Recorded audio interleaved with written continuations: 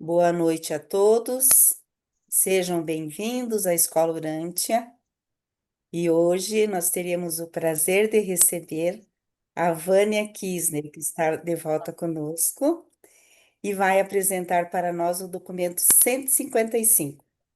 Muito obrigado, Vânia, pela tua disposição a apresentar esse documento para nós e eu passo a palavra para você. Boa noite a Boa todos. noite. Eu estou muito feliz de estar de volta aqui. Demorei um bocadinho para decidir voltar, mas não deixei de ler o livro durante jamais, viu? Mas vamos ver agora. Espero corresponder às expectativas e espero contar com a ajuda de todos, tá? E eu vou fazer a apresentação. Mas eu gostaria que quem quiser, após cada slide, pode fazer uma parte, comentar, pedir né, para dar uma palavrinha, porque eu acho que se a gente deixa para o final, a gente acaba esquecendo o conteúdo que foi visto anteriormente. Eu acho que fica melhor assim. Afinal, nós temos duas aulas, né, para o documento todo, não Isso. tem que acabar todo ele numa vez só, né? Então, vamos lá, né? Vocês fazem oração antes de começar, não? Fica à vontade, Vânia, é com você daí. Alguém gostaria de fazer oração? Ninguém. Sueli. Faz, Sussu, oração para nós? Faço. Só um minutinho. Vou pegar uma aqui.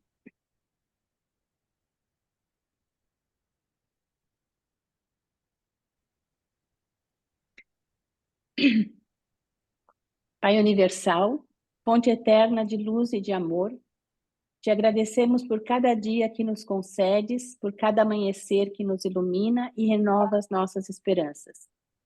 Reconhecemos a tua mão divina em cada aprendizado e em cada oportunidade, conforme os ensinamentos sagrados do nosso amado Jesus. Agradecemos, Pai, pela orientação constante do Espírito da Verdade, que nos conduz pelos desafios da vida, revelando-nos os caminhos da sabedoria, da compaixão e da justiça. Também somos gratos por nosso ajustador do pensamento, que sutilmente conduz a nossa mente, nos inspirando a elevar nossos ideais, a cultivar o amor e a manifestar a tua presença em cada gesto e palavra. Que possamos, a cada passo, reconhecer a tua luz, a tua bondade e a verdade que sustenta a nossa fé. Permite, Pai, que em cada ação, pensamento e emoção, possamos refletir a tua vontade divina, contribuindo para a construção de um mundo mais harmonioso e justo.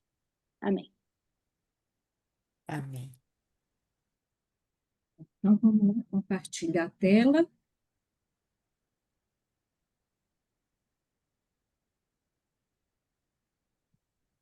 No share. Todo mundo está vendo? Tudo. Eu tô vendo. O Sim. som está bom? O som Tá tá bom. ótimo. Então, tá bom. Então, nós vamos estudar hoje o documento 155, a escapada pelo norte da Galileia. Embora não tenha sido eu que escolhi esse documento, eu achei maravilhoso. Parece que foi Sueli, né, Sueli, que escolheu para mim. Ah, é porque a gente tinha que escolher, acho que foi um consenso. Mas é muito bonito porque tem o discurso sobre a verdadeira religião, né? Então é maravilhoso. Muito bonito mesmo. Então, vamos lá. À medida que a gente for lendo, então, quem quiser pode pedir, a gente para e dá a vez para quem quiser comentar ou perguntar, tá bom? Então, vamos lá. Eu procurei buscar uma foto, né, assim, para ilustrar.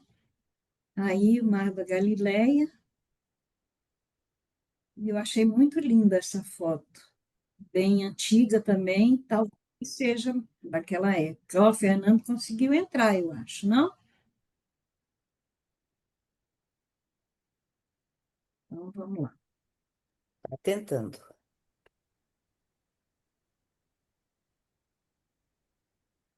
Logo depois de aportar perto de Querer, nesse domingo agitado, Jesus e os 24 rumaram um pouco para o norte, onde passaram a noite em um belo parque ao sul de Betsaida Júlias.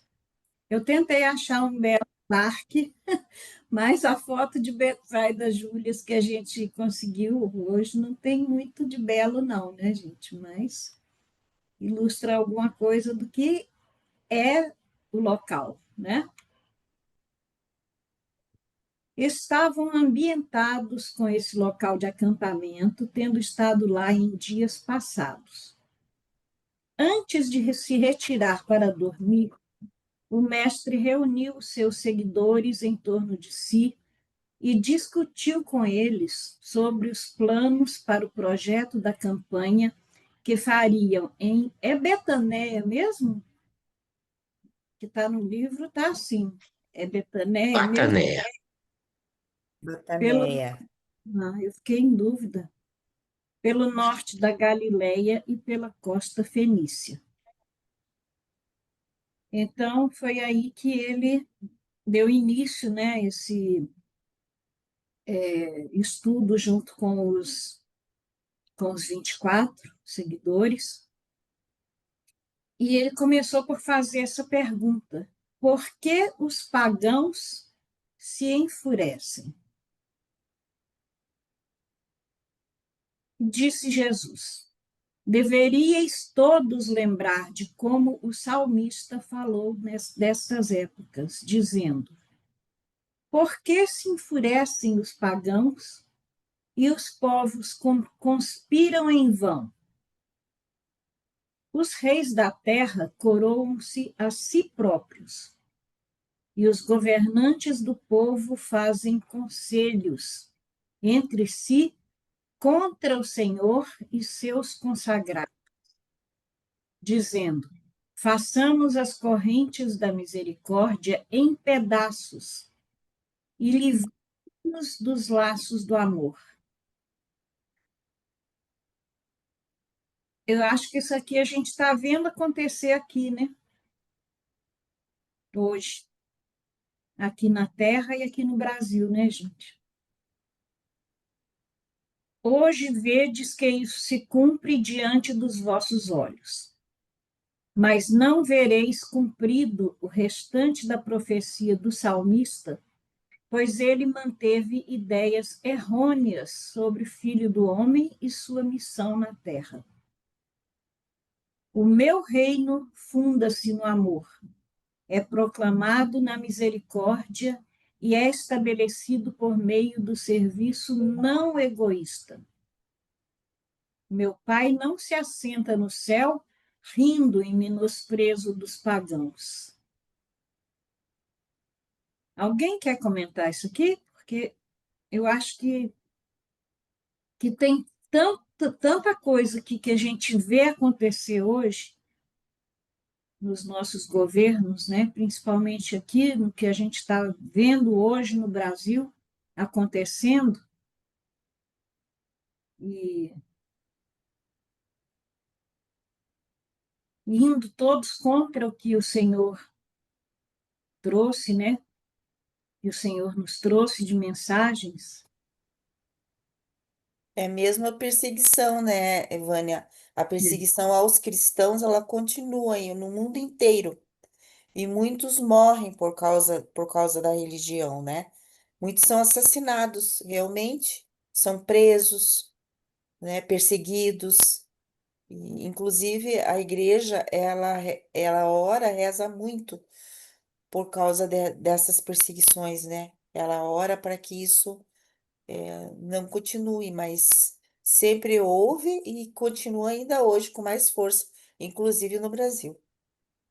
É, e essa semana passada mesmo eu vi que vários padres foram novamente presos na Nicarágua, né? Continua a perseguição ferrenha lá, né?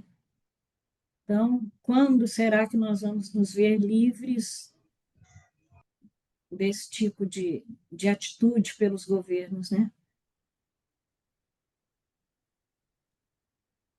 Sim. Então, aqui ele falou, né?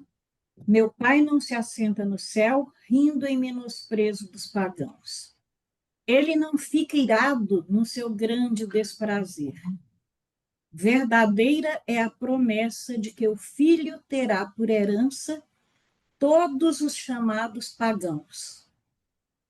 Na realidade, seus irmãos ignorantes e sem instrução. E eu receberei esses gentios com os braços abertos, cheios de misericórdia e afeto. Toda bondade amorosa será mostrada aos chamados pagãos. Não obstante a declaração registrada que insinua que o filho triunfante quebrá-los-á como com um cilindro de ferro e os deixará em pedaços como a um vaso de argila. Então, o que ele está mostrando aqui? Está mostrando a grande misericórdia, a grande compaixão do filho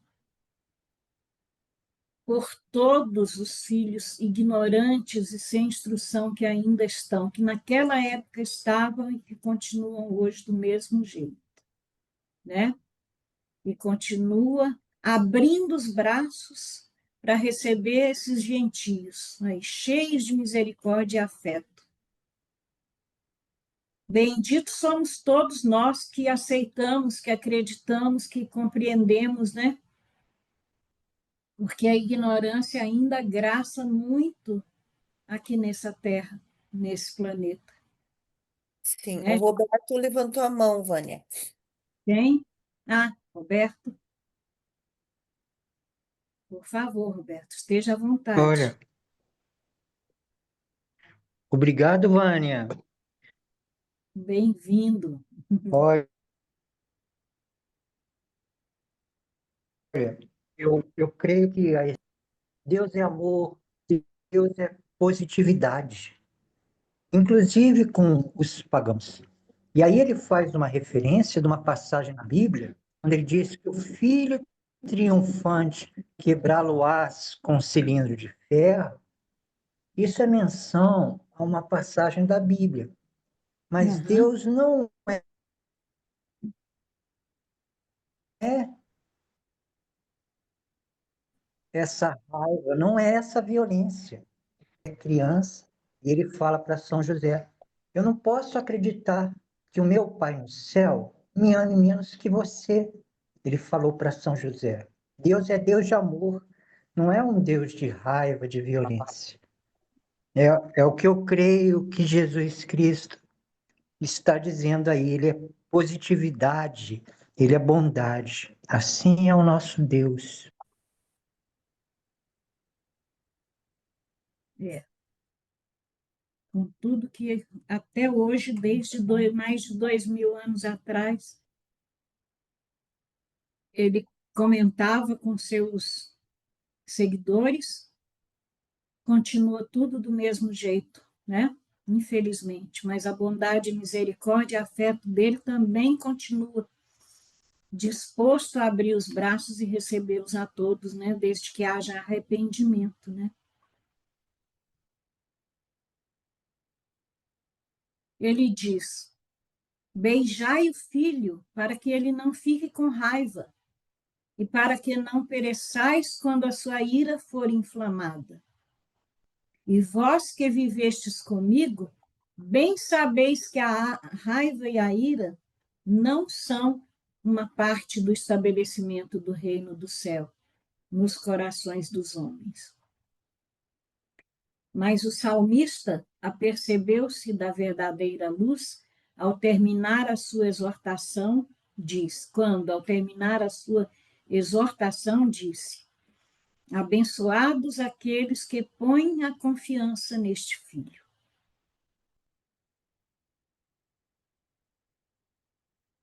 É muito lindo, né?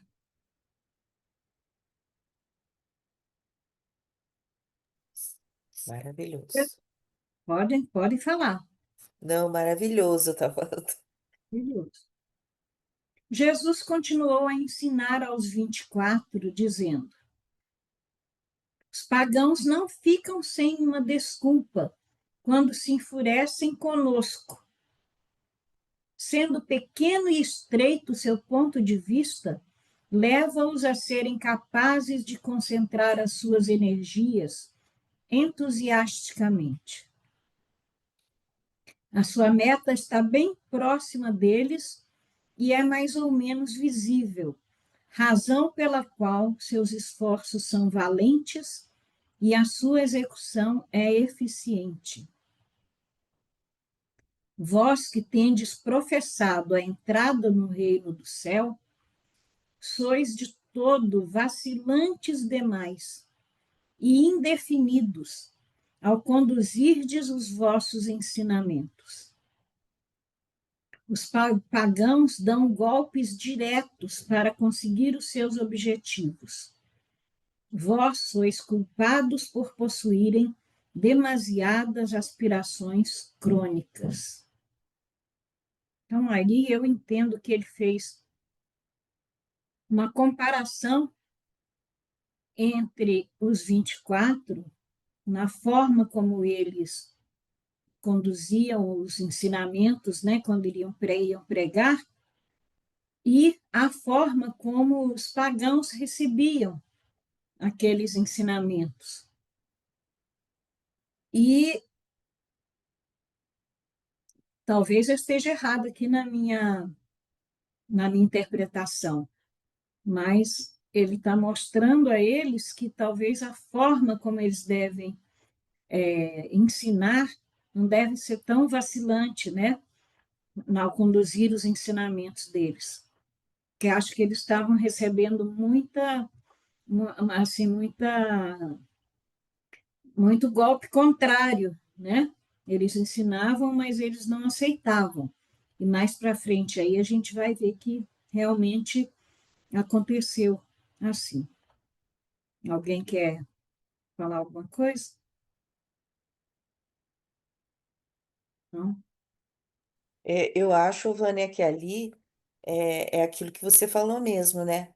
Eles deveriam ter, a mensagem deveria ter mais fé, né? Eles deveriam ver nos, nos apóstolos a fé mesmo, né?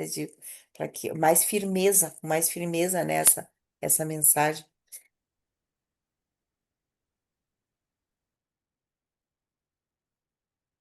É. Às vezes, quando a pessoa está querendo passar alguma coisa que ela não está bem, ainda bem confiante, ela não consegue transmitir com firmeza, né? É, Talvez isso que tivesse faltando e Jesus estava querendo mostrar a eles que eles deveriam ser mais firmes, né, naquilo que eles estavam falando. uhum.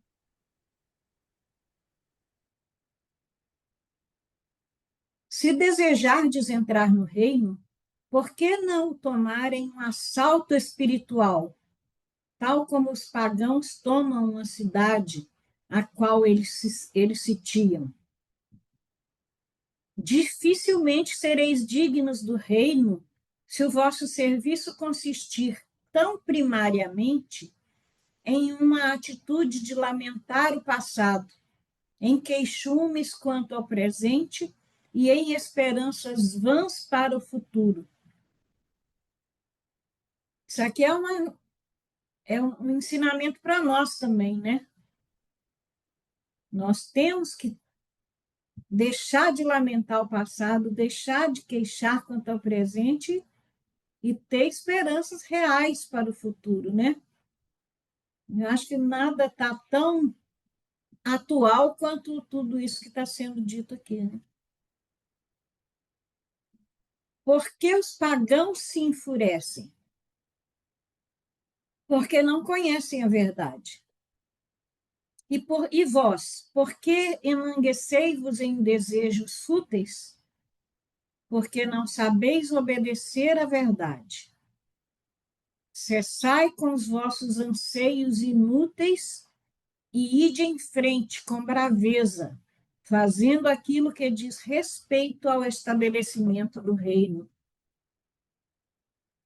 Jesus, nesse discurso, resolveu pegar no pé, né?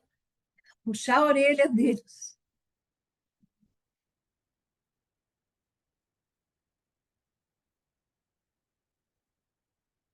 Em tudo que fizerdes, não vos torneis nunca unilaterais, nem excessivamente especializados. Os fariseus buscam verdadeiramente a nossa destruição. Com isso, pensam estar fazendo o serviço de Deus e tornam-se estreitos por tradição, tanto que estão cegos pelo preconceito e endurecidos pelo medo. Considerai os gregos. Eles têm uma ciência sem religião, enquanto os judeus ficam com uma religião desprovida de ciência. E se os homens agem assim, aceitando erroneamente uma desintegração estreita e confusa da verdade, a única esperança de salvação é tornarem-se coordenados face à verdade, convertendo-se.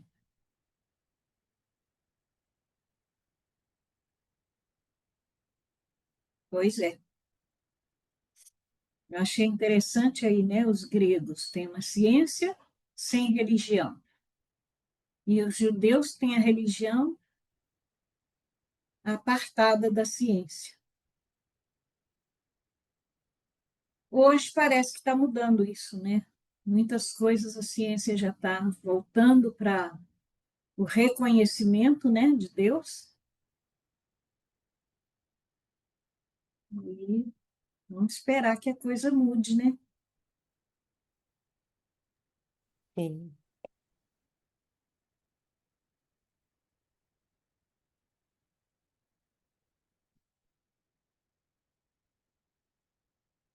Deixai que eu afirme enfaticamente a verdade eterna seguinte: se vós, por uma coordenação com a verdade, aprenderdes a dar o exemplo nas vossas vidas dessa magnífica integridade de retidão, os vossos semelhantes humanos, então, vos seguirão para poder obter o que vós adquiristes deste modo.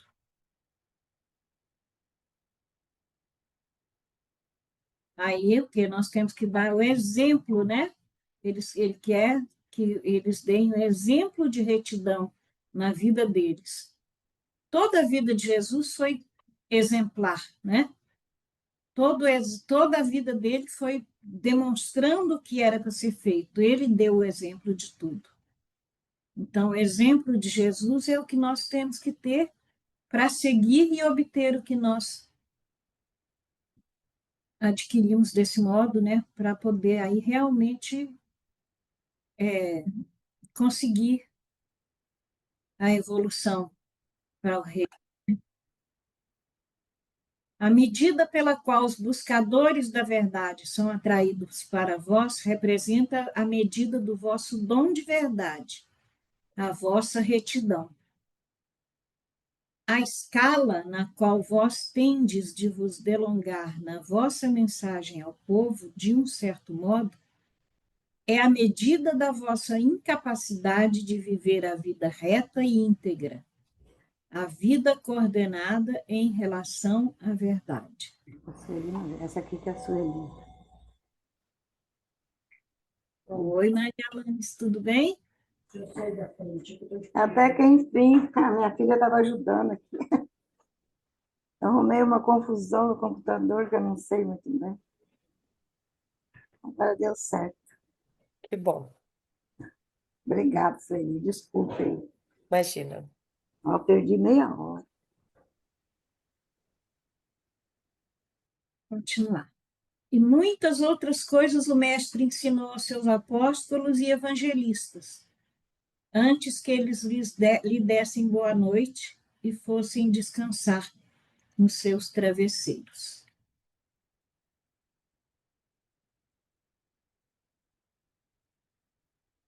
Os evangelistas em Corazim. Dessa primeira parte que a gente deu, ninguém tem nada para comentar mais? É como eu falei, né? Para a gente comentar uma coisa que Jesus explicou tão bem explicado, né? O Pode Roberto levantou a mão. falar, Roberto. Olha, me chamou a atenção quando Jesus disse que os esforços dos pagões são valentes e determinados, e que os nossos não, a gente se dispersa. Aí ele dá mais ou menos a causa, ele fala assim: eles têm uma visão curta do que eles querem realizar, e isso facilita, tipo assim, eu tenho um objetivo que é simples, realizar algo físico. Então, é simples de entender o que eu tenho que fazer, aí eu realizo com velocidade. Já um ideal mais de longo prazo, do tipo, vou trabalhar para espiritualizar os descendentes da minha família, ele é muito amplo, tem várias estratégias para fazer isso, e às vezes a gente se perde em como fazer na estratégia, porque não é um objetivo prático imediato. Essa é a minha interpretação de por que as pessoas com visão curta e objetivos mais práticos, elas são mais determinadas.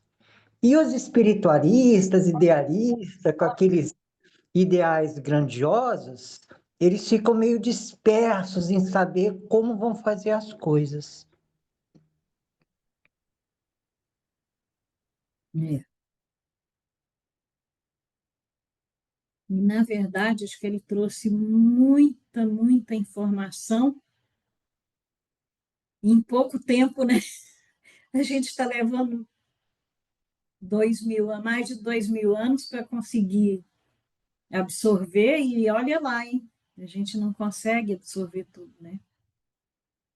O pessoal está escrevendo no chat, mas se quiser se manifestar, gente, podem falar, fiquem à vontade. Pode. O que eu Até porque, escrevi foi que a gente deveria evangelizar através do exemplo, né? É o que eu chamei de evangelizar com a vida. Então, mais do que palavras, o que atrai o outro para o reino de Deus, né? Para esse evangelho, é o exemplo que a gente dá de amor, de justiça, de verdade, isso no dia a dia. Então, claro que a gente tem que se ater à teoria, aquilo que a gente lê no livro de Urântia, mas mais importante que isso é aquilo que Jesus chamava de fé viva, né? Você colocar na prática o que você está aprendendo. E as pessoas vão percebendo que você está mudando, que você está fazendo diferença, e isso vai atraindo as pessoas. Então, acho que é isso. é Obrigada. verdade.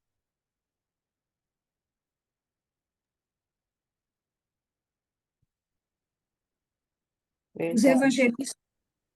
Pode falar? Pode falar. Os evangelistas em Corazim. Na segunda-feira, 23 de maio, pela manhã, Jesus ordenou a Pedro que fosse a Corazim com os 12 evangelistas. Nisso, junto com os outros 11, partiram todos para Cesareia Filipe, pelo caminho do Jordão, pela via Damasco-Cafarnaum, e dali para o nordeste até a junção com a estrada de Cesareia Filipe.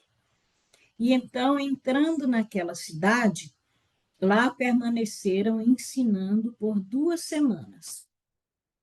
Ali chegaram durante a tarde de terça-feira, 24 de maio.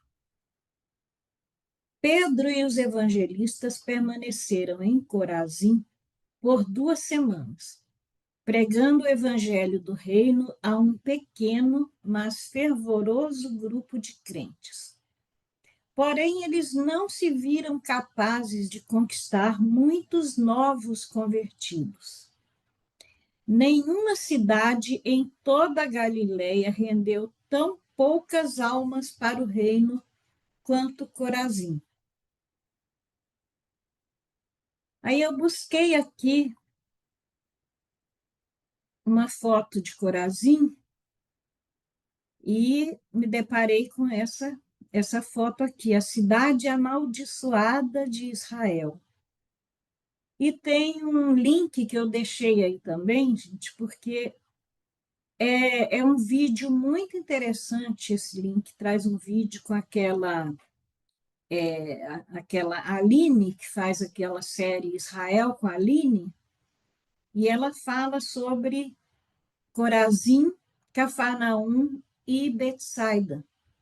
E é muito interessante, ela conta um pouco da história e mostra que em Corazim tinha até hoje tem as ruínas, mas não tão ruínas assim, de uma sinagoga muito grande e onde tem muita, muitos artefatos com pedras entalhadas, muito bonitas mesmo. E ela conta a história do porquê que essas cidades foram amaldiçoadas, tanto Corazim, quanto Betsaida, quanto Cafarnaum. E ela explica isso. Eu achei, assim, a nível de curiosidade, eu deixei esse link para quem quiser ver o vídeo, que é muito interessante. Até porque eles falam que um dos motivos por que Corazim não teve muitos adeptos, né? Porque havia até na própria sinagoga eram encontrados imagens de outros deuses. Então tinha muita, como é que a gente fala? Quando você tem as imagens de outros de outros deuses, Idolatria? hum? Idolatria. Idolatria. Muita Idolatria. idolatria. Então, é muito interessante esse vídeo, eu deixo aí, se alguém depois quiser assistir. De acordo com as instruções de Pedro, os 12 evangelistas pouco mencionaram sobre as curas e as coisas físicas, pois pregavam e ensinavam mais vigorosamente as verdades espirituais do reino do céu. Nessas 2 semanas, Corazim constituiu-se um verdadeiro batismo na adversidade para os 12 evangelistas, pois foi o período mais difícil e improdutivo das suas carreiras até esse momento. Estando assim privados da satisfação de conquistar almas para o reino, cada um deles, mais sincero e honestamente, avaliou-se dentro da própria alma, confiando no seu progresso no caminho espiritual da nova vida. Então, houve uma certa frustração, né, com eles, porque não conseguiram muitos adeptos. Quando parecia que ninguém mais estava disposto a procurar entrar no reino, na terça-feira, 7 de junho, Pedro reuniu os condiscípulos e partiu para Cesareia Filipe, no intuito de juntar-se a Jesus e aos apóstolos. Eles chegaram por volta do meio-dia, na quarta-feira, e passaram toda a noite contando sobre as experiências e com os incrédulos de Corazim. Durante as conversas dessa noite, Jesus fez outra referência à parábola do semeador e ensinando a eles, com isso, bastante sobre o significado dos aparentes fracassos nos empreendimentos da vida. Como a gente recebe informações e lições novas, né? Apesar de uma parábola tão antiga, a gente continua compreendendo esses fracassos que a gente passa hoje, até hoje, né? Nas nossas vidas. Bom, aqui também tem mais uma fotografia de Cesareia e Filipe, para ilustrar. Cesareia de Filipe fora construída por Herodes Filipe na cabeceira do Rio Jordão. Perto desta cidade é que se destaca esta grande história, onde, por sua vez, Jesus encaminha os discípulos a um lugar não muito frequentado por judeus, por se tratar de um antigo e grande centro pagão daquela época. Seu nome na antiguidade se chamava Panias ou Banias, porque este local era devotado ao deus pagão por nome Pan, metade homem, metade bode. Daí o emblema na entrada de Cesareia de Filipe. É bonito, né? Assim, na rocha. Então, vamos continuando. Em Cesareia Filipe. Embora Jesus não haja feito nenhum trabalho público durante essas 2 semanas de permanência perto de Cesareia Filipe, os apóstolos tiveram numerosos encontros calmos à noite na cidade. E muitos dos crentes vieram até o acampamento para falar com o Mestre. Pouquíssimas almas foram acrescentadas ao grupo de crentes em consequência dessa visita. Jesus falava com os apóstolos todos os dias e eles discerniram com mais clareza que uma nova fase do trabalho de pregação do reino do céu agora estava tendo início. Eles estavam começando a compreender que o reino do céu não é comer e beber, mas sim realizar a alegria espiritual da aceitação da divina filiação.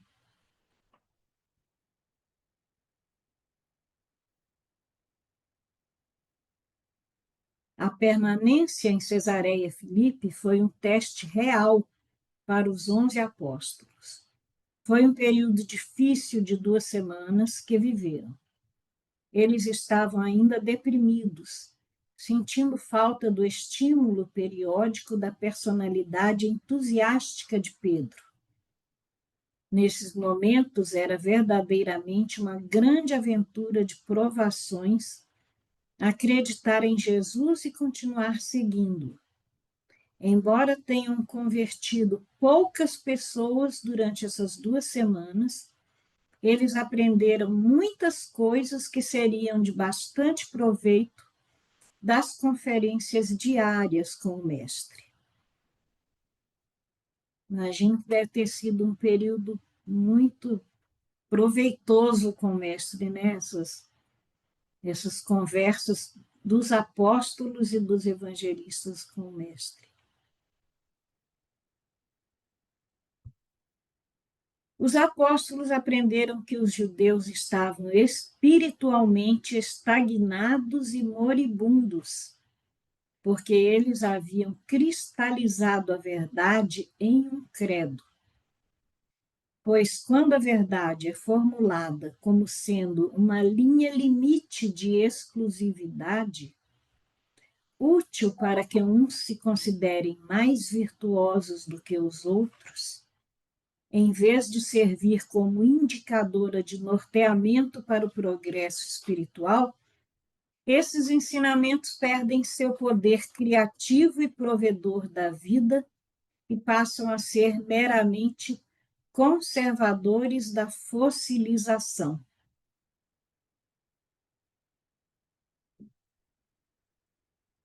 Alguém quer comentar?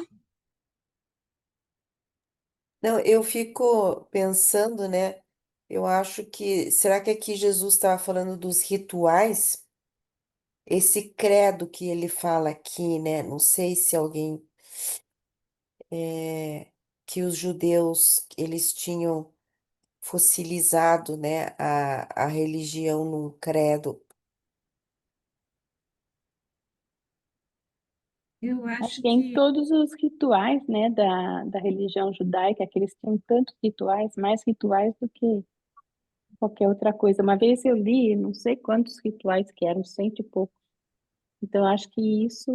E também os judeus eram muito presos, né? Então, sei lá. Eu acho que a religião deles era uma religião que oprimia, né? E acho que cheia de rituais. E acho que isso que, para mim, é isso que passa quando ele fala que é fossilizado. Quer dizer, morto e lá preso, né? Eu acho, não sei. Jesus veio trazer uma liberdade, né? Veio trazer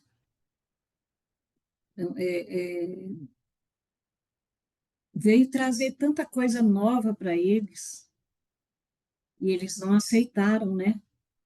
Eles só aceitavam aquilo que estava na Torá e Isso. não aceitavam mais assim, a palavra de Jesus. Primeiro que eles não aceitavam Jesus como sendo filho de Deus, né? É. Então, fugisse, depois tinha aquela questão de não poder fazer várias coisas no sábado, era um dia somente dedicado às rezas, né? Não, Aham. muita proibição, qualquer coisa era pecado, né? Então, e não podia mudar nada, tanto que eles queriam pegar Jesus, as falhas que eles queriam pegar em Jesus era exatamente aquilo que ele fazia aos sábados, que era proibido. Aham. Então, talvez essa seja aí, essa fossilização, né? É. Conservação, até hoje são conservadores, né? O Roberto queria fazer, acho que algum comentário. Pode falar, Roberto. Grato, Vânia, grato, pessoal. Olha, eu creio que aí Jesus ele está falando mais dos credos da mente. Existem três níveis da religião: os rituais do corpo físico, as crenças da mente e a realidade do espírito. Então, Jesus, em outros momentos, falou que os judeus conheciam Deus na mente. E olha o que ele diz: porque eles haviam cristalizado a verdade em um credo, uma crença da mente. Quando a verdade é formulada como sendo. Aí ele começa dizendo que isso não tem a ver com progresso espiritual. O espírito, a realidade dinâmica do espírito, ela é viva, ela é dinâmica. Ela não fica cristalizada numa crença da nossa mente material. E Jesus ele também diz, ele diz nesse parágrafo, olha, quando a verdade é formulada como sendo uma linha limite de exclusividade, útil para uns que se consideram mais virtuosos do que outros, ou seja, a verdade, o credo da mente de alguns religiosos é: eu estou salvo, você não está. Então se tornou um ensinamento exclusivo. Eu sou filho de Deus, estou dentro do ensinamento de Deus, você não. É isso que ele está dizendo. E o Espírito, a presença do Espírito Divino é um amor universal. Quando nós estamos realmente conectados e centrados no amor espiritual da presença divina em nós, o amor é universal. Não tem essa, eu sou filho de Deus, você não é. Não tem essas guerras. Eu acho que é isso. É a distinção dos credos da mente material, muitas vezes exclusivistas, e o amor espiritual universal que Jesus viveu e nos auxiliou, nos aconselhou a viver também.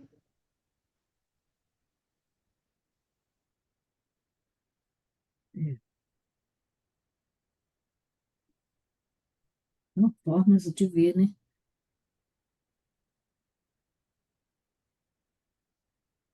Cada vez mais de Jesus, eles aprendiam a olhar as personalidades humanas em termos das suas possibilidades no tempo e na eternidade. Eles aprendiam que muitas almas poderão ser levadas a melhor amar a um Deus não visível se lhes for ensinado primeiro a amar os seus irmãos, os quais eles podem ver. Olha que interessante isso, né? E foi em relação a isso que um novo significado tornou-se ligado ao pronunciamento do Mestre a respeito do serviço não egoísta para o semelhante. Na mesma medida, o que fizerdes ao menor dos meus irmãos, a mim é que o fareis. Isso aqui é uma lição linda, né, para a gente sempre ter com a gente e aplicar na nossa vida, no dia a dia, né? Amar os nossos irmãos, que a gente pode ver, né? E aí, Então, Jesus, então Jesus é ótimo, né? Então, Vânia, eu fazia parte de um movimento chamado Movimento dos Focolares. Então, eles ensinavam assim, que quando a gente fizesse alguma coisa, fazer para Jesus, como se fosse Jesus naquela pessoa, sabe? Então, por causa dessa, porque essa frase também tem no Evangelho, né? Na mesma medida, o que fizerdes ao menor dos meus irmãos, a mim é o que eu fareis. Então, quer aham, dizer, você vê como se fosse você fazendo para Jesus, porque na verdade cada um tem o Espírito, nós somos templos do Espírito Santo, né? sim, O Espírito da verdade está ali para nos ajudar, está em nós também. Jesus está presente. Então é como se fosse fazer as coisas para Ele. Já imaginou? Você vê Jesus assim nas pessoas, né? é, Você fazer essa, esse exercício, né, de ver Jesus era muito legal assim. Então desde os pequenininhos assim se ensinava, sabe? De ver Jesus no outro. Era muito legal. O Aélio está fazendo umas perguntas, não sei se ou você ou alguém quer.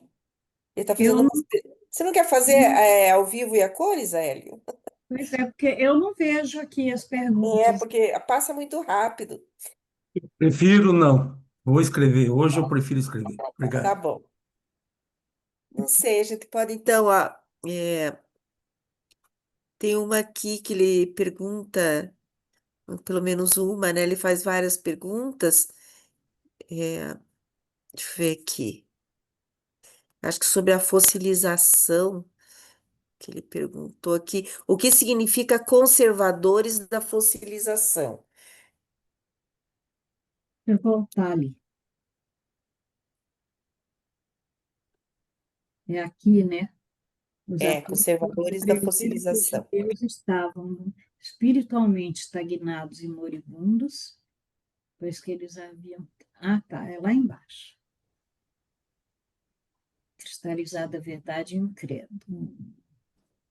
É o finalzinho, É né? útil para que uns se considerem mais virtuosos que os outros, em vez de servir como indicadora de norteamento para o progresso espiritual.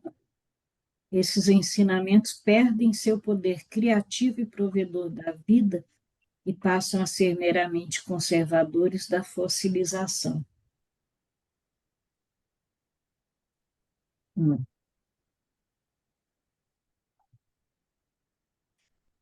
Eu entendo assim, fossilização aí é no sentido de uma coisa imutável, né? Totalmente imutável. O fóssil fica eternamente ali, né?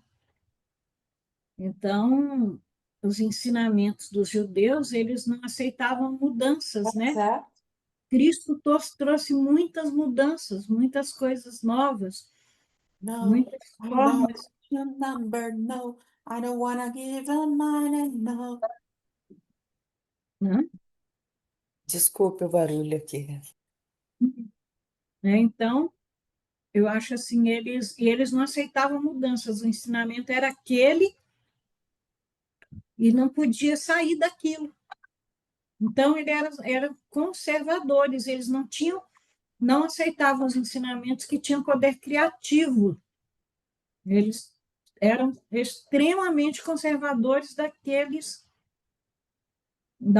ensinamentos da Torá de muitos anos, muitos e muitos anos atrás.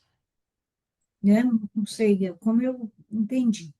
Se não for isso, Vânia, ele pode dar sua, sua, sua forma de entender. Vânia, você está certa. Aqui é a Angele. Tá tudo Oi, bem? Feliz, tudo bom, feliz de querido? saber que é você hoje. Então, eu moro num bairro onde tem muito judeu, cada vez mais. Tem muitas sinagogas e no meu prédio já tem bastante. É só sair um cristão, parece que entra um judeu. Mas eles são realmente muito conservadores ainda. Teve uma semana que eles fizeram uma cabana. Aqui atrás do meu prédio tem uma área grande.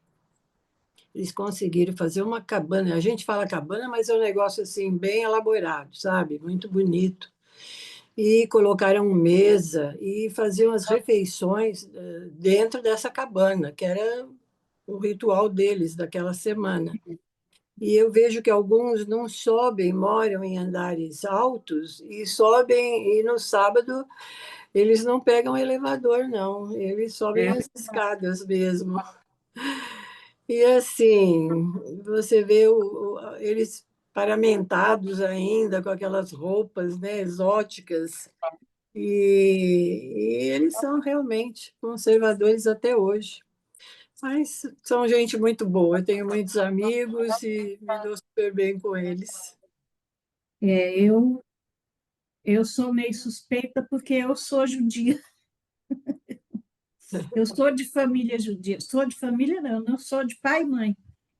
Ah, mas Então, eles são muito queridos. então, na verdade, nós não somos, nunca fomos tão conservadores e nem tão ortodoxos, né? É, Mas é isso mesmo, exatamente. Tem a semana, que é uma semana que eles têm uma festa, eu nem lembro certo o nome da festa, que eles têm as frutas da época e sim, tal, as comidas, então passa uma semana e tem danças, tudo, e é debaixo de barracas, porque é para é, comemorar exatamente como eles viviam no deserto. Então, eles comemoravam dessa forma, em tendas, né? Barracas. sim, Só que continua, né? Até hoje tem esses rituais, essa festa ainda existe. sim. Obrigada Nada, minha querida. sua contribuição. Não. Acho que o Roberto levantou a mão. Roberto, não estou vendo a mão dele levantada. Quem quer falar? Ele tinha levantado, não sei se desistiu, Roberto. Sim, eu desejaria fazer um comentário. Eu ainda acho que Jesus está falando da distinção da realidade espiritual e da realidade material. Ele fala aí, ó, no progresso espiritual. O que é que se fossiliza? O que vira fóssil? É o corpo material e a mente material. Os entendimentos da nossa mente material, os comportamentos do nosso corpo mortal, e isso vai virar fóssil. E isso não vai ascender com a nossa alma. A vida, ela procede da realidade espiritual, do espírito vivo. Então Jesus diz, em vez de servir como indicadora do norteamento para o progresso espiritual. Se você fica estagnado nos entendimentos da sua mente carnal e para de progredir espiritualmente, você está fossilizado no entendimento da mente material, nos comportamentos do corpo terreno que vão fossilizar. Então, ele sugere, no meu entendimento, ele está falando da religião do espírito, da constante conexão com o espírito vivo no coração da nossa alma imortal. Se a gente se mantiver progredindo, a gente vai fusionar. Se a gente se estagna nos nossos conceitos da nossa mente material, só a morte do corpo físico pode nos conduzir para continuar o progresso da alma e do espírito. E eu adiciono, eu admiro muito os judeus, Vânia, pessoal, eu acho que a gente precisa conservar os valores e progredir no espírito. Não é qualquer modificação que é benquista. Tem que haver um equilíbrio entre os anjos do progresso e os anjos da religião. Tem que haver um equilíbrio entre a conservação dos valores eternos e espirituais e o progresso social. E, no meu entender, eu sou suspeito, mas eu creio que o povo de Israel é um baluarte, um padrão para a humanidade. Eu acho assim, porque eles conservam os valores da família, os valores da religião e progridem. O número de prêmios nobres em Israel é incrível. Eu admiro muito esse povo, Vânia. É. O, realmente, o verdade. Aélio levantou a mão, acho que agora ele quer falar. É. É verdade, obrigado. Vânia, bom te ver. Faz hora que não te vejo. Espero Faz que você. muito tempo, né? Muito tempo. É. Mas, enfim, em relação ao comentário do Roberto e ao texto que nós acabamos de ler, o meu entendimento é o seguinte: o foco está na verdade. E aí ele está dizendo o seguinte, que é exemplo de uma ferramenta que pode ter bom uso, também pode ter mau uso. Então, isso depende do uso que é feito da verdade. Então, a verdade é dinâmica.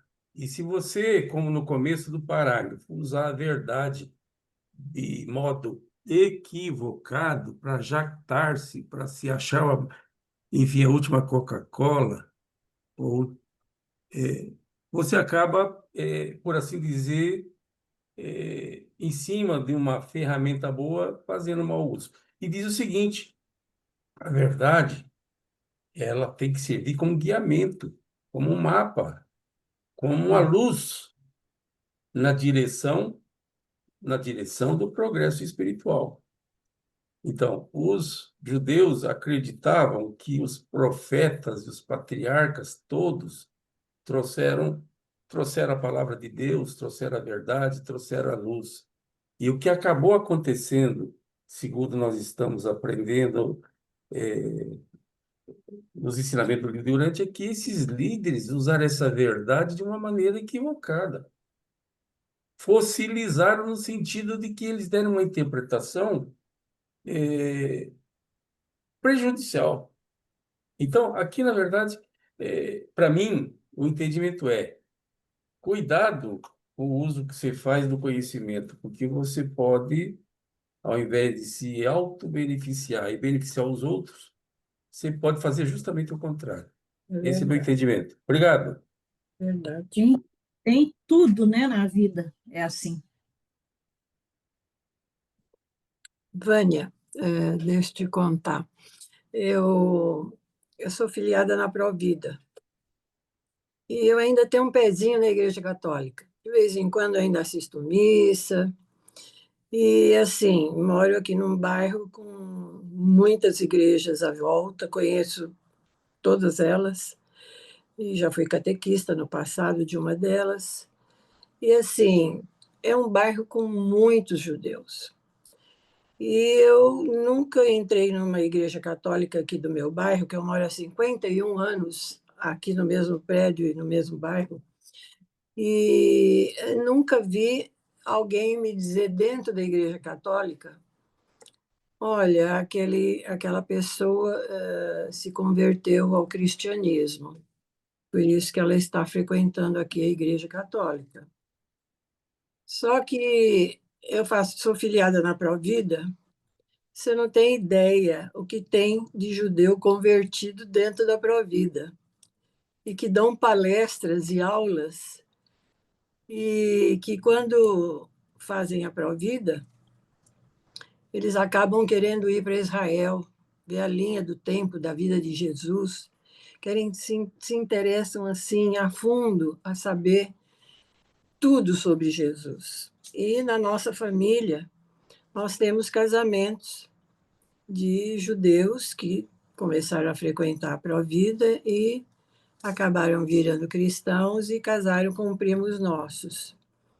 Mas é muito bonito ver o quanto eles se tornam mais fervorosos do que nós. Eu não sei se porque Jesus era judeu, era. Então, eles se tornam assim, sabe? Parece que cristãos mais convictos do que nós que viemos de berço.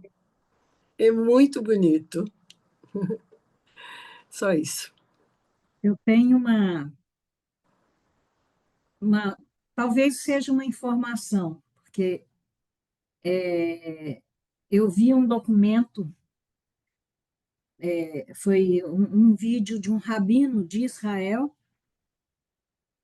que mostrou um documento assinado por 80 rabinos de lá, de Jerusalém, aceitando Jesus como Messias. Isso é um documento mesmo assinado por 80 rabinos, que Mas isso é uma mesmo coisa. aqui, Hum? mas, mas mesmo aqui no Brasil tem muito, Sim, mas estou muito. falando dentro lá de Rabino Israel, é de bem mais difícil, Jerusalém, eles estão aceitando, tem muitos. E aqui, onde eu moro, aqui em Cuiabá, não tinha sinagoga.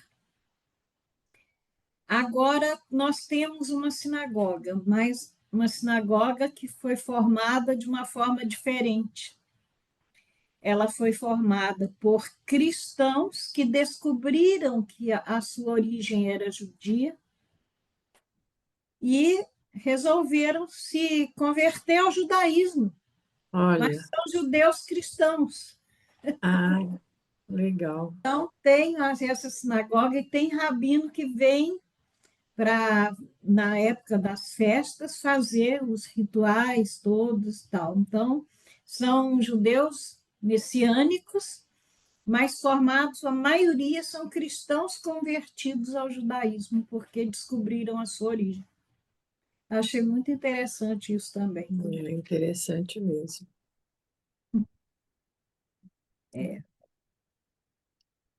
então vamos continuar, né? Cada vez mais, antes aqui já li, né? De Jesus, eles aprendiam a olhar as personalidades humanas em termos das suas possibilidades no tempo e na eternidade.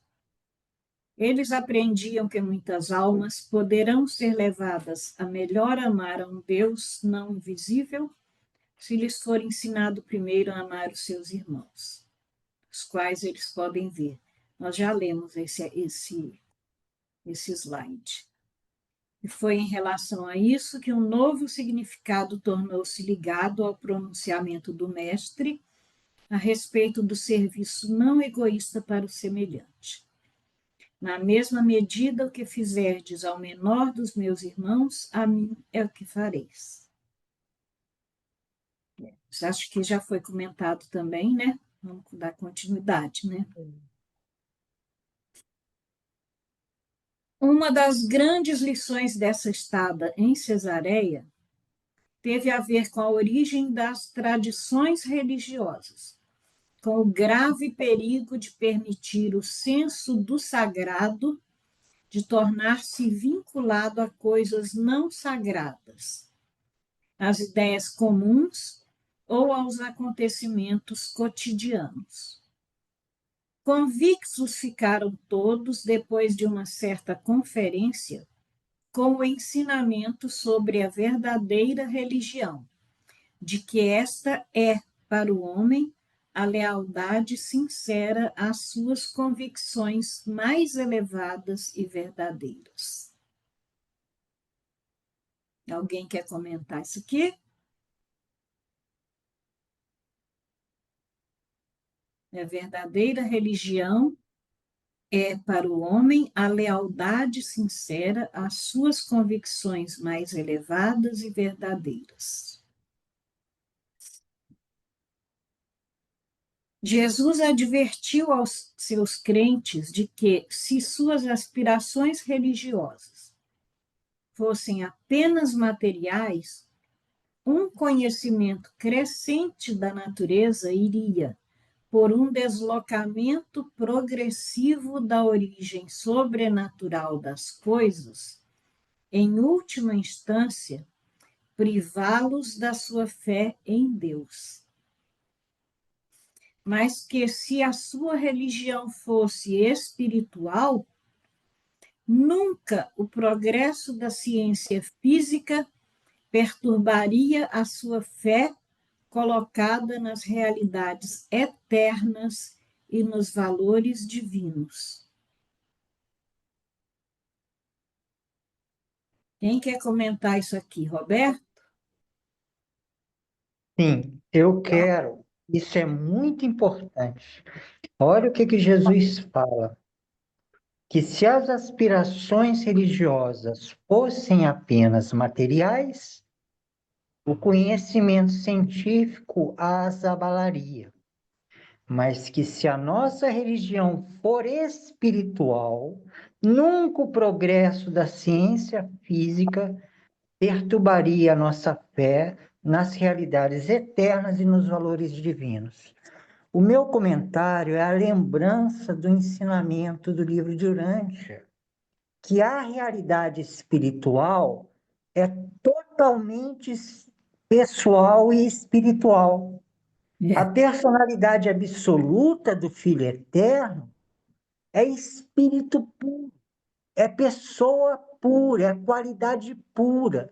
Não há nenhum constrangimento físico na expansão da pessoa espiritual e absoluta do Filho Eterno, embasado no Pai Universal Infinito. A fé de Jesus era totalmente pessoal e puramente espiritual. Era o Pai Universal e o Filho Eterno. E isso não tem nenhum constrangimento físico.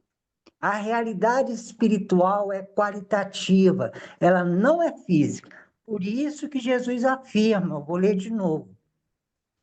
Se a nossa religião fosse espiritual, como a de Jesus, totalmente pessoal e puramente espiritual, nunca o progresso da ciência física vai perturbar a nossa fé. Porque o físico da ciência material só toca a realidade dos valores espirituais através da mente. É a mente que faz a interface entre a realidade física e a realidade pessoal totalmente espiritual. Esse é o meu entendimento desse ensinamento importantíssimo de Jesus Cristo, que é a chave para a nossa humanidade desenvolver muito na ciência física, no progresso tecnológico e material, e não perder a fé na realidade pura e espiritual de Jesus Cristo. Maravilhoso isso, nossa. Aélio? Obrigada, Roberto. Maravilhoso. E o que chamou a minha atenção no texto foi a palavra sagrado, É, também. porque as pessoas têm uma opinião diferente ou equivocada do que seja sagrado. Alguns dizem o seguinte: o meu dia de tomar cachaça é sagrado. Outros dizem: a Bíblia é sagrada. Outros dizem: o livro de Urântia é sagrado. Outros dizem um monte de coisa relacionada a sagrado, dando sentidos diversos. E aqui no texto, Jesus deixou bem claro É, o que seria sagrado. É apenas um destaque, eu não vou fazer nenhum acréscimo. Obrigado. mas está bem explicado isso, né? O grave perigo de permitir o senso do sagrado tornar-se vinculado a coisas não sagradas, a ideias comuns ou acontecimentos cotidianos. É como se fosse assim, banalizar o sagrado, né? Deram uma interpretação completamente humana a, a coisas que a palavra sagrado, que não tem nada a ver com o que é humano, puramente humano, né? Então, vamos lá. Eles aprenderam que quando a religião tem motivos totalmente espirituais, ela faz toda a vida melhor e mais digna de ser vivida, preenchendo-a com propósitos elevados, dignificando-a com valores transcendentes, inspirando-a com motivos magníficos e, ao mesmo tempo, confortando a alma humana com uma esperança sublime e sustentadora. A verdadeira religião destina-se a diminuir as forças extenuantes da existência. Ela libera a fé e a coragem para a vida cotidiana e para o serviço não egoísta. A fé fomenta a vitalidade espiritual e a fecundidade da retidão.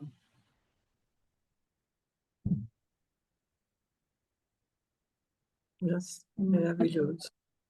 Hã? Maravilhoso esse trecho, né? Tanto Nossa, ensinamento que tem nesse parágrafo e nesse trechinho, demais. né? Mostra exatamente que se a gente realmente tiver motivos espirituais, a vida vai ser melhor em tudo por tudo, enchendo-a com propósitos elevados, valores transcendentes. E, gente, isso é a gente viver a religião, viver a vida com os propósitos religiosos mais elevados. É ter a experiência na vida, né? A fé e a coragem, ó, para uma vida cotidiana com serviço não egoísta. É maravilhoso, eu acho incrível. Fica bem mais fácil enfrentar tudo, né? Tudo. Quem levantou a mão primeiro? O Hélio. Eu queria ouvir o Roberto antes. De repente ele fala o que eu ia dizer. Olha, eu ressalto novamente o que Jesus falou. Vou reler. Quando a religião tem motivos totalmente espirituais, é muito importante a nossa interpretação do que seja uma realidade espiritual. É dito que o Pai Universal, a primeira fonte centro, é a fonte da realidade da personalidade. E que o Filho Eterno, a segunda pessoa da deidade, é o centro da realidade do Espírito. Depois o revelador diz em outro momento que o Filho Eterno, a segunda pessoa da deidade, é o Pai Universal, desprovido de tudo que não seja pessoal e espiritual.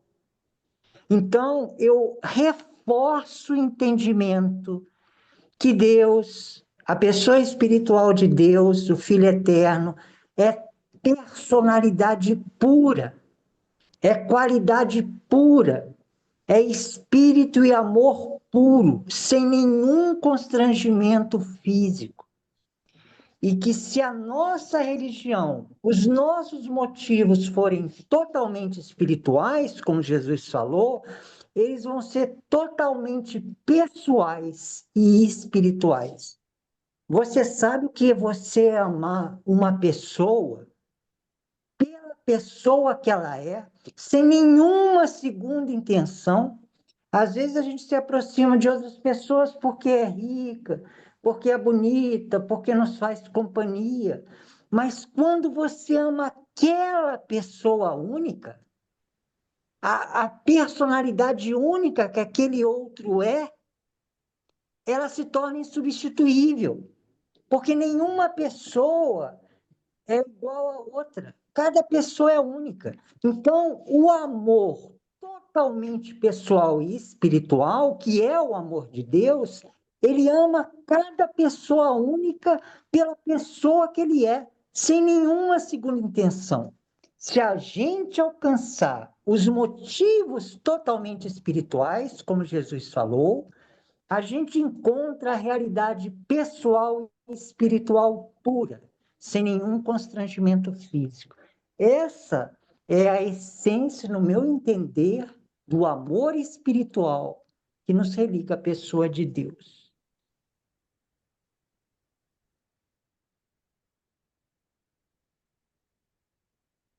né?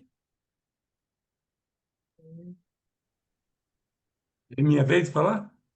É, se Então, ninguém... eu estou aguardando a autorização. É minha vez? Né? Então, vamos lá. A mim chamou a atenção não nada relacionado às virtudes, ao caráter de Deus. O texto, para mim, está sendo específico com relação à religião. E o que que nós vimos sobre religião ao tempo que Jesus viveu? A religião judaica, que tinha tantas regras, tais e tantas, que se tornou opressora. Ou seja, então a religião, e aí eu destaquei aqui no chat um pedaço do texto que diz assim: a verdadeira religião. Você põe verdadeira, está pondo que existe a falsa, né? Mas, enfim, a verdadeira religião, segundo o texto, destina-se a diminuir, e ó, destaque para a palavra diminuir, não é extinguir, é diminuir as forças extenuantes, destaque para o extenuante, da existência. Se as religiões criam regras, doutrinas, dogmas, ritos tais e tantos que se tornam uma opressão, a conclusão óbvia a partir do texto é que é uma religião falsa. Obrigado. Concordo, concordo, sim, plenamente. Vânia, também quero destacar uma questão aqui, ali quando Jesus fala, que Jesus ensinou, né, repetidamente, que nenhuma civilização poderia sobreviver por muito tempo à perda do melhor na sua religião. Então, quer dizer, quando a religião se perde numa civilização, a civilização também vai cair, né? Ela vai desaparecer, porque nenhuma civilização não sobrevive sem a religião. Foi isso que eu entendi aqui.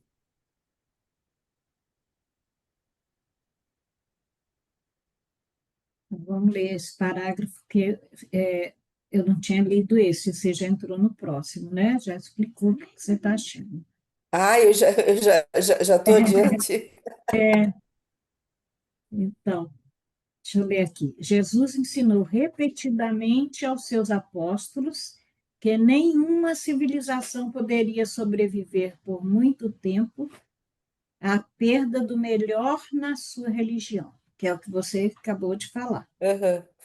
E ele nunca se cansou de apontar aos 12 o grande perigo de se aceitar símbolos e cerimônias religiosas em lugar da experiência religiosa. Olha só, então ele diz o quê? Símbolos e cerimônias religiosas não são a mesma coisa da experiência religiosa, né? Claro. né? Verdade. Toda a sua vida terrena foi devotada consistentemente à missão de reaquecer as formas congeladas de religião, emprestando-lhes as liberdades líquidas da filiação esclarecida. E aí? E agora? Eu entendo que ele pregou o quê? Uma religião livre, uma religião sem amarras, né? Uma religião dando liberdade de ação, de pensamentos, e seguindo exemplo, e não ritos e, e coisas que pressionam, né? Sem Sim. pressões, E a grande maioria dos ritos são tudo dogmas, né? É. dogmas. E o dogma é sempre do mundo relativo, nunca do mundo absoluto, né? E é muito ritual ainda, né? Muito, muito Muito. dogma é ritual. E se você Sim, não fizer, tá sim. meio É uma, condenado, né, uma ali. grande parte é. Ai, Senhor do céu. Esses dias eu tive uma experiência uma experiência muito interessante, né? Uma senhora virou para mim e eu disse, eu estava reclamando que estava caro os preços, né? Daí ela disse, não, você tem que agradecer. Você tem que agradecer que você pode comprar. Certa ela, né? Certíssima. Daí eles assim, porque se você reclama, o mês que vem pode ser que você não possa nem comprar isso. Eu digo, será que ela está dizendo que Deus vai me castigar que eu estou reclamando? Eu digo bem assim, não. É um aviso para eu agradecer mais, né? Mas eu digo, não posso mais reclamar de nada, então. É, Eu digo, né? Mas a pessoa ainda tem, eu acho, porque eu vi ela parecia ser evangélica, né? Então a pessoa ainda tem essa coisa, né, de que Deus castiga, se você não, né?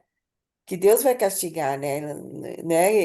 E a gente, no livro de Dante, fala muito isso, que Deus não está fazendo conta ali, ele está fazendo ele está considerando o que você tenta acertar, e não fazendo um caderninho ali do que você fez, está fazendo de errado, né? Mas do que você tenta acertar. É muito interessante.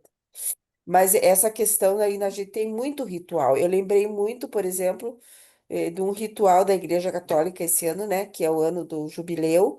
Então, se você tem que passar, se você passar por tantas portas, ou se você tantas missas, se você for em tantas missas, uma alma será salva do céu, alguma coisa assim, sabe?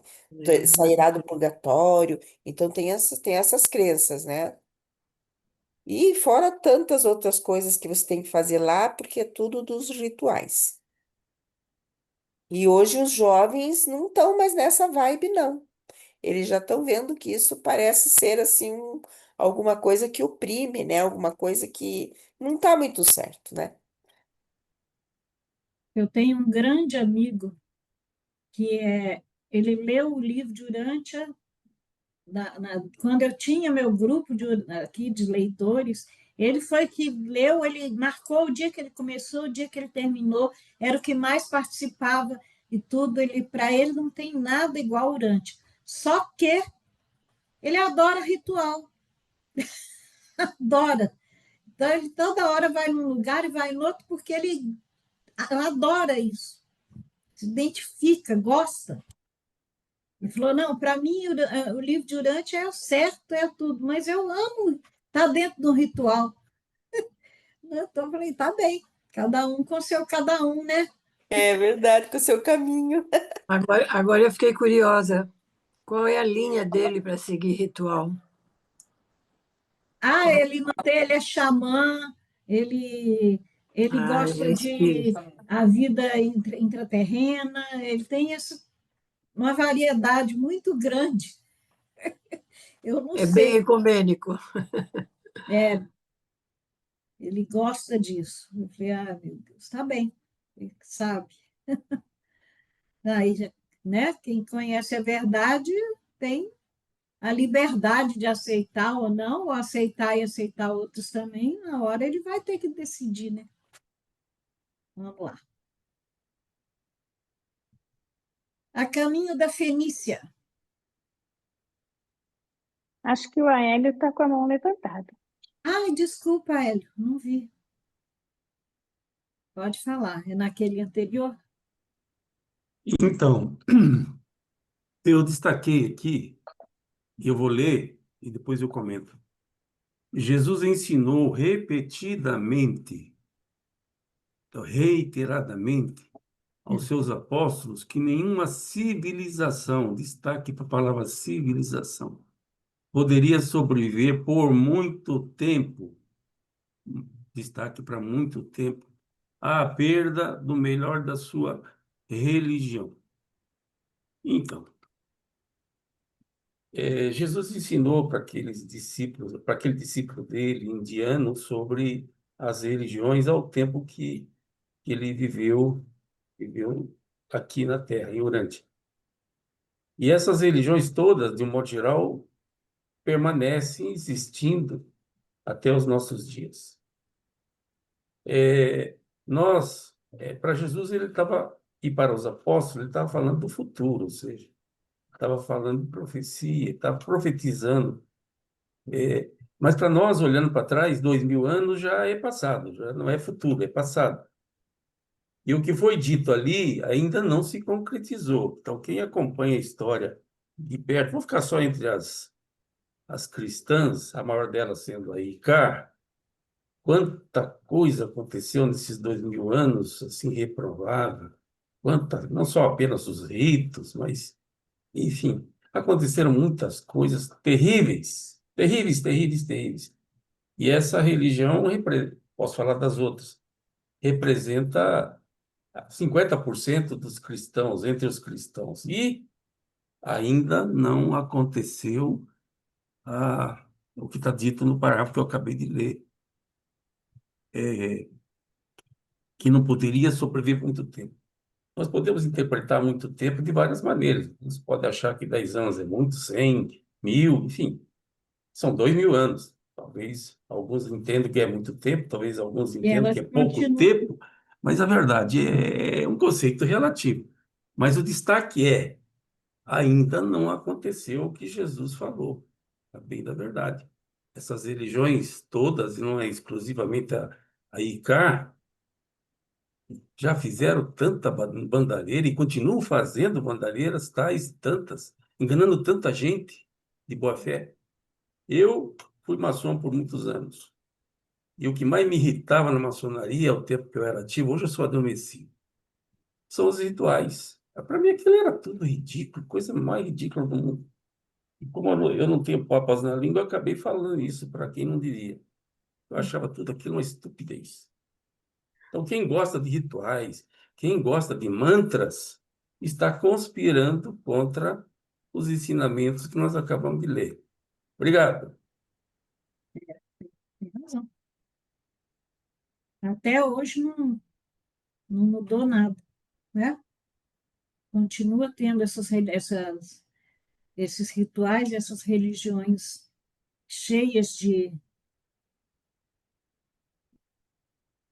opressões e obrigações e dogmas, né? Como é que nós estamos de horário?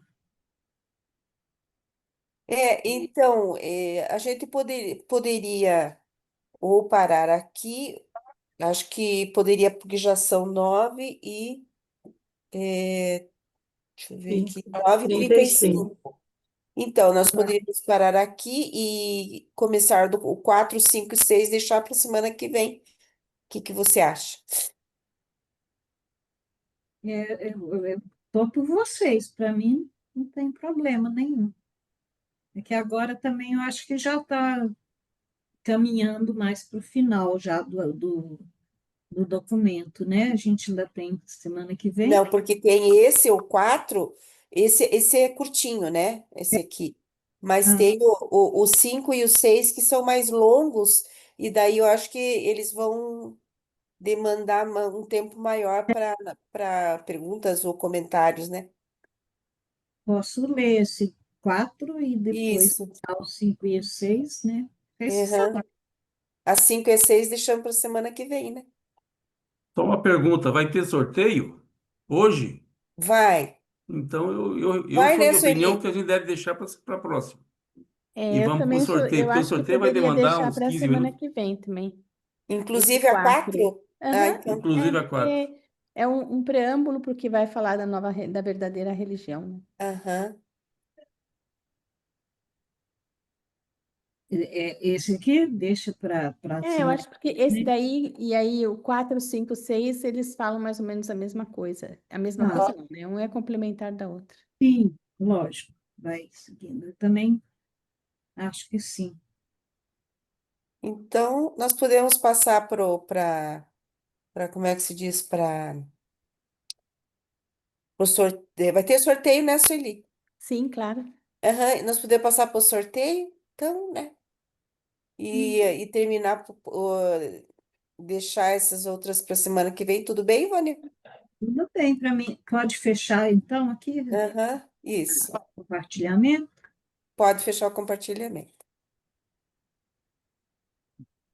Gratidão, Vânia, pela aula de hoje, viu?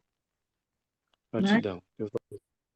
Vânia, muito obrigada pela aula de hoje, né? Muito bom, muitas questões, né? São muito ricas esses documentos, realmente. Então, É, daí, semana que vem é, a gente continua. Muito obrigada. imagina, foi um prazer, viu, gente? Obrigada, eu que agradeço realmente. E o mérito está todo no documento, na palavra de Jesus. É, Vamos lá. então, com você, Sueli. Parabéns, Vânia, muito legal sua aula, muito explicativa, gostosa. Muito obrigada. Obrigada, Sueli. Obrigada a todos aí pela presença e a amizade e o carinho com que vocês me receberam de novo. Você é Semana sempre que vem tem bem-vinda. mais. Você é muito É, querida. semana que vem tem mais. Olha aí, vem todo mundo para TV, Vânia. Sim, Muito bom mesmo. Nossa, meu Deus. Então, eu vou compartilhar a página do sorteio. Espera só um pouquinho. Fiz alguma coisa errada aqui.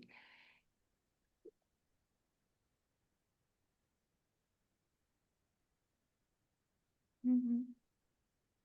Agora sim.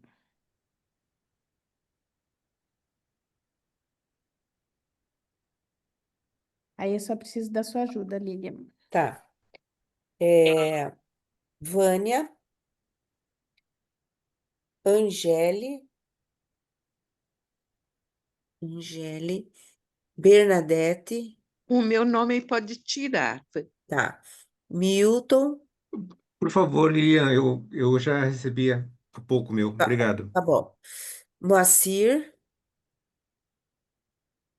Adão, Aélio, André, O meu não precisa, não. Eu tenho livro. tá. A Bernadette, não sei se eu falei ou se ela falou que. Ela falou que não precisava. Ah, é, tá, tá. César, Egli, Fernando, Ivanil, Mantovani, Leopoldo, Liane, Liane, Maria Lane. A Maria Lane disse que não, né? É. É. E Nemias. Nemias. Ah, tá. Roberto e Suelene. O meu não precisa, Lilian. Tá.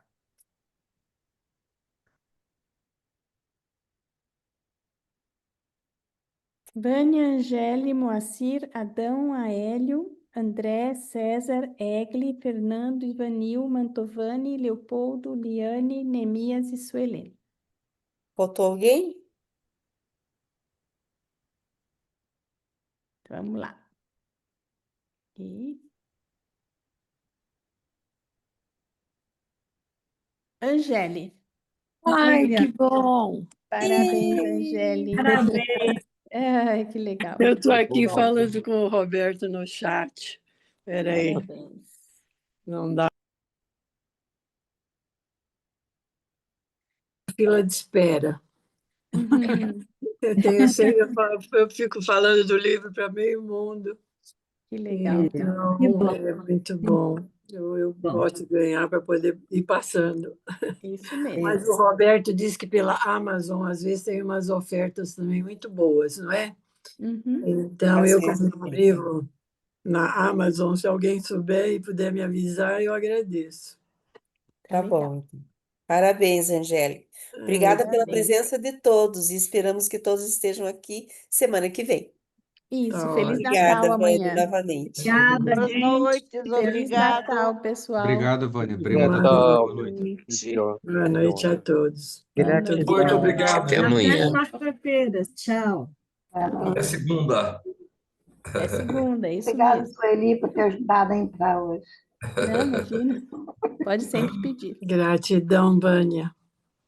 Imagina. Tchau, Maior tchau. prazer Obrigada. estar aqui com Tchau, vocês sim. todos. Ela lembra a Glaucia, né? O jeitinho da Glaucia.